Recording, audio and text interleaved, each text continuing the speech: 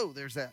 3, 2, 1. Good morning, good afternoon, good evening, everyone. Welcome to another exciting, action-packed, fun-filled episode of Midlife Hockey Crisis, the Beer League podcast. My name is TJ Hollingsworth, joined as always by the man, the myth, the legend, the man who painted our logo on our local ECHL's ice right on the blue line 2 days ago. I'm talking about Dave, the Dangler Dickerson. What's Dave, up, good man? morning. What's up, man? Everybody? Hi. Yes, I did. I put our Landers logo on the ECHL ice. You got the Highlanders logo, which for those of you who may not know, that is our traveling monster D-League tournament team. And then you managed to get Midlife Hockey Crisis right across one of the blue lines, too. That was pretty cool. Yeah, so if you take a look at the pictures, Midlife Hockey Crisis. I'm like, man, we got to represent. You got to represent the brand, especially when you got ECHL out there. Thousands of people are going to see it. Yeah, it was really cool. Well, folks, we have got a great show lined up today, but before we do that, we got to talk about our sponsors. Those are the people that keep this happening. Let's start off with winningsynthetics.com. You've heard me say it once. You've heard me say it 5 times. You can't get to the hockey game without transportation. That transportation is going to require some type of lubrication. I don't care if you are getting to the game on a Zamboni, a motorcycle, a moped, a scooter, an SUV, an 18-wheeler. You're going to need oil for that. And we'd like you to please stop by winningsynthetics.com, your one stop for all things AMSOIL. If they don't make it, friends, you don't need it. When you make a purchase from there, a little teeny tiny bit of that comes back to us and helps us pay the bills, keep this show on the air. Also, let's not forget our good friends at thehockeyarsenal.com, the number one manufacturer, in my opinion, of beer league hockey sticks. You want to talk about bang for your buck, you can pick up the Covet, which is the stick I use. Absolutely love it. Nice, lightweight carbon fiber stick for under $120. That's a good deal, but I'm going to show you how you can get it for under $100 by simply using promo code MIDLIFE. All capital letters, MIDLIFE, MIDLIFE. Wrap that in there, and you're going to get out of there with 15% off anything they sell. They've got sticks, of course. They got a brand new one coming out very soon. We'll talk about that shortly. Jerseys, pucks, all kinds of cool stuff, all kinds of neat swag. Dave, I know you're kind of into that kind of thing. You love it. A little bit of a junkie. Well, just a little bit of a gear. Yeah, guy. they have some cool stuff, too. They do. Very cool the hats are cool. Mine was so cool, somebody liberated it from me. Oh, nice. Somebody borrowed it. So there's another one out there in the world. There's one flying around somewhere here in central Indiana. I have no idea where. Huh. Well, today, friends, we are recording this episode from the fuel tank. We are literally steps away from the dormitory where our beloved Indy Fuel are doing whatever it is they do when they're not playing hockey. And just got off the ice, a little stick and puck time, got up a good sweat, good workout. But been looking forward to this for a long time. This is a guest I've been wanting to have on the podcast since we decided to do this. You'll catch her on Instagram as Bluebird1401. Her friends all call her Jessica. Jessica, welcome to Midlife Hockey Crisis. What's up, guys? How are you? I'm doing good. How are you? Doing awesome. Trying to rehydrate. Now, Jessica, you are you're an EMT, is that correct? Yes. Okay, because I know there's EMTs, paramedics, and everybody gets really offended when you call them wrong. So you're an EMT, so you definitely have a medical background. When it comes to rehydrating after losing gallons and gallons of sweat, would you put Barq's Red Cream Soda at the top of that list or no? Absolutely. All right, that's what I like to hear. Jessica, right. You can be on the show now anytime we you can want. carry on. Well, Jessica, the reason I wanted to have you on is because you are kind of, I don't know. I don't want to say a unicorn when it comes to the beer league hockey world, but you're certainly in the minority, meaning you're a young lady who is picked up the game at the adult level. I'll just tell everybody you are just slightly over 30 years of age, which is still a child in my eyes. But you're you just picked the game up. Just a little bit about your background. Not only are you a first responder, but you're a veteran. So happy belated Veterans Day. Thank you so much. You're a single mom, and you're holding down the career. And by the way, you just started playing hockey less than a year ago. Walk us through that. How in the world did you end up from fighting for your country to playing hockey with a bunch of beer chuggers? Well, honestly, that's a tough question for me to answer. I don't really know, to tell you the truth. I used to play soccer. I made it to the pro level in that. And then when I got done with that is when I joined the military. I got out of team sports, which is something that I grew up with, so I loved it my whole life. Found that I was missing it. Wanted to start playing another team sport once I got out of the military, but I actually got pregnant instead. So after that whole ordeal was over, I found myself being kind of fat. So I got into bodybuilding, which I thought I would love. but I actually hated it because it wasn't meeting that like team sports Right. thing that I was craving to get into. Um, and at the same time, I was realizing that I hated it. I moved to South Carolina, and I don't know what happened, but I ran into some hockey boys here, and they were like, "Why don't you come out and play?" And I was like, "I've never put ice skates on before in my life." But they threw me into C League beer hockey over here, and I've been doing it ever since. So Now, fell in love with it and kept going on. and no offense to anyone that laces up the skates in South Carolina, but when you think of where hockey's really booming in the United States, South Carolina's probably not going to be at the top of the list. So the fact that you found a place to play down there is pretty amazing. So let me back up here. You just kind of skipped over something, Jessica. You were a professional soccer player. Yes. Tell us about that. That's a little different twist on everything. I mean, coming from a pro level athlete, and I hear you kind of laughing there, but for those of us that have never been pro level anything, to reach that pinnacle, that demands and garners some respect right off the top of the bat. Tell us about that. Yeah. Well, I started playing when I was a kid. I have an older brother who played, and I kind of followed in his footsteps. Literally with everything that I've done in my life. He was military. He works. He's a paramedic. Like I literally follow that guy. To the T. Mm-hmm. So I started playing soccer, and I was just naturally good at it. Not to boast about anything about myself, but I found myself being really, really good at it. And whenever I find a sport that I like, I get overly obsessed with it. Case in point, hockey. But I did it with soccer back in the day, and I played all day, every day. I skipped prom. I skipped, homecoming, everything to go play soccer instead. And eventually it paid off. And when I was 16, almost 17, I got scouted for a Manchester team in England. So I went and played with the women over there for a little bit. It didn't last too long. The team actually got dismembered, or whatever the word is. They shut the team down. Wait a minute. Wow, what are you This is getting more interesting. Yeah, they decided that women's soccer wasn't bringing in a lot of money. Manchester United, which I know everybody pretty much knows that. Sure. Huge. That's where David Beckham came from. Name sounds familiar. Yeah, that team was making more money, so the manager of the team was just like, "Hey, girls, so sorry, we're going to cut the team off. You can go try out for other teams next season. Here's a water bottle as a parting gift. Peace out." So that was pretty much the extent. So I played pro soccer, but only for, I would say, like, hardly even a full season. I think he ended it maybe 2 months before the Women's World Cup thing, or not World Cup, the Euro Cup that we would play in.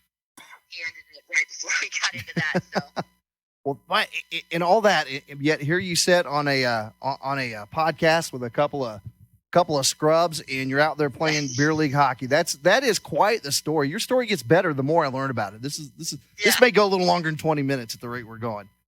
So, it's fine with me. So you're what was it about hockey in particular? I mean, what was the thing that led you to say, hey, you know what, I need to go get some skates? Was it running into some of these guys you're talking about and watching a couple of games? I mean, what was your exposure to ice hockey before you started playing? Yeah, I've always been a fan of hockey. I've always loved it. I mean, like I said, I followed my brother and everything. So he was a Rangers fan. I started off being a Ranger fan, back in Mark Messier's day, Brian Beach, Mike Richter, those guys. Fell in love with it then. Then, of course, I saw Marty Brodeur play. And as you can tell by my Instagram, I'm obsessed with that man. Saw the picture. Yeah, that's amazing. That's awesome. As soon as I watched him, the very first game I ever watched him play, honestly, I can't even remember who he was playing against, but I saw him in net, and I was like, oh, man, screw the Rangers. I'm a devil fan all the way. So, I've just been watching them, do pretty horrible for my whole life, and I never really got the nerve to play, I guess, and then obviously I've never lived in a place that was big in hockey, so I never really explored it. Soccer took up a lot of my life. Here, but then as soon as like these guys that I ran into, I've always been kind of like a girl who's like, hey, not a lot of girls do this, so I have to do it type of deal. So, right.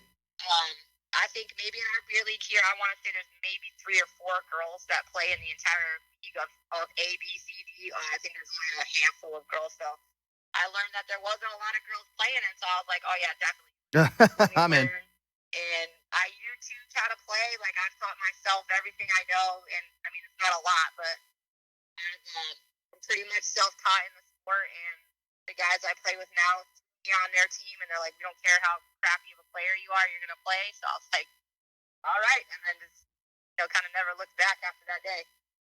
So, looking back from your professional soccer days, was there anything you found that transferred over from running around on grass to skating? I would think there would be not a single thing. Nothing. No. No, it's way different. At least for me, I looked like Bambi on the ice, like that scene in Bambi where he steps out onto the frozen lake and he falls flat on his face. Yeah, that was me for months. Pretty sure we've all been there. Yeah, some of us still. I mean, some of us still visit. Being an adult and skating that bad in front of these boys that have they played D-League hockey or college hockey, some right. on AHL teams. Like we have an ECHL team here, and some of those boys would be on the ice, and here I am flat on my face, and I'm just like, oh Lord. But I mean, even my child, like she plays and she skates amazing for her age, and she's like, "Mom, I'm faster than you," and she fly right past, and I'm like on my butt again every time I took onto it. But yeah, absolutely no correlation whatsoever between soccer and hockey. So I'm interested. One of the things anybody that looks at your Instagram is going to notice is your physique. You'd mentioned you were you doing NPC? Yes. Okay. That's kind of one of the first things I noticed about you because my wife does the same thing. She's gone through all that. So when you talk about the likes and dislikes of it, I can relate to that. I tell people, I go, bodybuilding is one of the few sports that when it actually comes time to compete, you're pretty much done. There's nothing really you can do to improve what happened. Your season, you're leading up to it was really where you're competing. After that, it's just a matter of some people that don't like you and don't really care about you passing judgment on you. Which I never got that appeal of the sport, but whatever. We'll bash bodybuilding on another day. So I really have no idea why I even started doing it. I'm glad I did. It's a learning experience. Everything is learning from it. But sure. What an awful sport that is. Well, and not to mention, the one good thing about the discipline certainly helps. And I've got to think that some of that lower body strength you're able to develop has helped you on the ice. Have you noticed that, or am I just making stuff up? Yes, absolutely. Yeah, I think it's the funniest thing about it is the guys that don't know me that we play against. Like in my hockey career, you can't really tell that I have a good base. So when they see me, they just see like somebody with pigtails. Oh, there's this girl on the ice. I'm gonna destroy her. And it's like they'll try to push me over and I don't go anywhere. And they're like, "What the hell?" And they'll like keep trying to push me down, and I hold my own on the ice. And it's funny to watch their faces go from, "Oh man, she's tougher than I thought she was." So yeah, I definitely I like the muscle base that I have, and then I got that from bodybuilding. I'll never be upset with that part of it. Right. Well, here's something I like to ask all the lady players we have on here. What has been the reaction with friends or coworkers or acquaintances or people you run into, other women you run into that don't know anything about hockey and then find out you play? I honestly annoy people like that pretty much right off the bat. I think like I said, when I find something I love, I get overly obsessed with it. So I talk hockey all day, all night. And when they run into me, they look at me. They don't think that I know as much as I know, or that I'll talk about it as much as I do. And then I just start spewing, and they're like, "Oh my God, shut up!" But like, funny story is I actually was at the rink that we have at the bar that we have at our rink. And a gentleman came up and I was sitting by myself, and he came over and talked to me. And I think he tried to use hockey as an icebreaker, thinking that maybe I was just a fan, that I was just there to maybe watch somebody play. And he started talking about hockey, trying to like talk himself up. Look how much I know. And then I just went off, and he was like, "All right, well, I'm gonna go." And I was just like, "All right." So, I don't think I get those people don't look at me and think that I will talk about it the way I do, or anything like that. Then when I do, they're shocked. They're like, "Oh man," and then I don't stop. Shut up, Jessica. Well, I know Dave wants to get into this, so I'm going to let him. He's just been watching this video over and over and over again. So. Yeah, I'm pretty mesmerized, and I think we talked a little bit before we started recording. I think you know where we're going, but so I'm looking at some of your pictures. Some of them are awesome. Like they're pretty artistic. So for anybody who's listening, Bluebird 1401, take a look at some of these. They're really cool. The one with you on the ambulance, you've got your feet and the stick and the ambulance. That's a pretty awesome shot. But Thank you. I'm more mesmerized by the one that you posted a little bit before. Kudos on the Coors Light. That's my drink of choice. That's how I rehydrate. Thank you. Now, it shows you drinking a Coors Light. You skate backwards a little bit. And then, can you explain to me what you're doing? Yeah. So for the folks that aren't listening, I want this to watch go this. on. I'm just looking right now as we speak. You have 2,598 views. I can't wait to see what those are after this airs. This will be great. It's been making its way around Instagram as well too. A lot of my Canadian buddies have posted it, and now other Canadian pages are also reposting it. Basically, what they call that in Canada apparently is a skate gun, and you pour an entire beer into your skate, the boot of your skate. You pour the whole beer in there, and then you chug it from your skate, and that is what I'm doing in that video. And I'm noticing if I scroll up and down, left and right, there's a few more. You're doing this again and again. I've done it a few times, which I feel like I should have learned my lesson the first time. Was there some type of wager involved in this, Jessica? There was. Okay. Yeah. So I have really good friends in Canada. They have a page on Instagram as well, Puck Hogs. They're this team up in Canada that I've become friends with, and they are Calgary fans, and of course I'm a Devils fan. And when they played each other, I had high expectations of my team actually, beating Calgary, and they let me down once again. So the dare was, whoever's team loses has to do a skate gun. And as we can tell by the Devils' record, I should have known better. That's what I had to endure after losing that bet.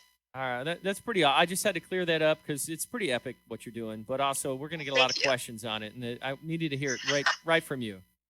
Yeah, I'm still a little stunned. I had some exposure through Formula One. Daniel Ricciardo, when he finishes on the podium, they call it a shoey in racing, where he.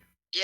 But I'm thinking Daniel's probably in that zone where he's probably getting a new pair of boots every race. So I'm thinking I'm thinking that skate you're drinking out of might have some miles on it. I will say that, anatomically speaking, thankfully, I don't have I've had one pair of soccer cleats pretty much my entire adult career, and they never got dirty because my feet don't sweat. Well, that's good. That is the only reason why I've honestly agreed to drinking beer out of a skate. If my feet were normal and had sweaty reactions to exercise, there'd be no way. Or I'd buy a whole new pair and just be like, yeah, these are definitely the ones I skated. Well, under that Coors Light, it might actually improve the taste a little. It just might. Yeah. Yeah, I've heard a lot of people say that. You mean I'm not the first? Oh man, I thought I had one there. Yeah, as much as I love Coors Light, it may actually improve the taste. Well, Jessica, before we go, I just want to hit one last thing for any woman that might be listening to this podcast. We kind of gear this towards newer players, kind of like ourselves. People have been playing for less than a year, or maybe you're kind of on the fence and have been invited out. What would you say to the ladies out there listening that are kicking around, maybe giving this a shot? Definitely do it. Lace up and get out on the ice. The best thing I've ever done, honestly. I regret actually not starting earlier, but now that I'm in it, I'm going to go till I can't move anymore. Well, terrific. 100% a good idea. Well, Jessica, thank you so much. Definitely would like to have you on again, maybe get some updates on your season here, a little deeper into it.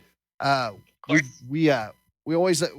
love to have like a really cool gift bag for you, but I got nothing, man. But as soon as I do, we'll send it right out. We're kind of a low budget operation, but rest assured, once we get some pizza coupons or something, I'm firing one right off to you. No worries. Perfect. Can't wait. All right. And of course, Jessica, I want to thank her for being on the show today. That is going to wrap things up. That's a good interview. Was pretty cool. That's a good story. Cool. I like to hear somebody professional soccer. No idea. Yeah, it kind of came out of the blue. Yeah, that was great. It's good stuff. Wait, we want to, again, thank all of our sponsors. WinningSynthetics.com, your one-stop shop for AMSOIL, TheHockeyArsenal.com. When you jump over there, use promo code MidLife. MidLife, all caps. All caps for that. 15% off. 15% off. You can't beat that. That is all we got for you this week. Dave, anything else? No, that's it. Have a good week, guys. See you next period. Thanks for listening. Kelly, take it away. You have been listening to the Midlife Hockey Crisis podcast. We'll see you next period.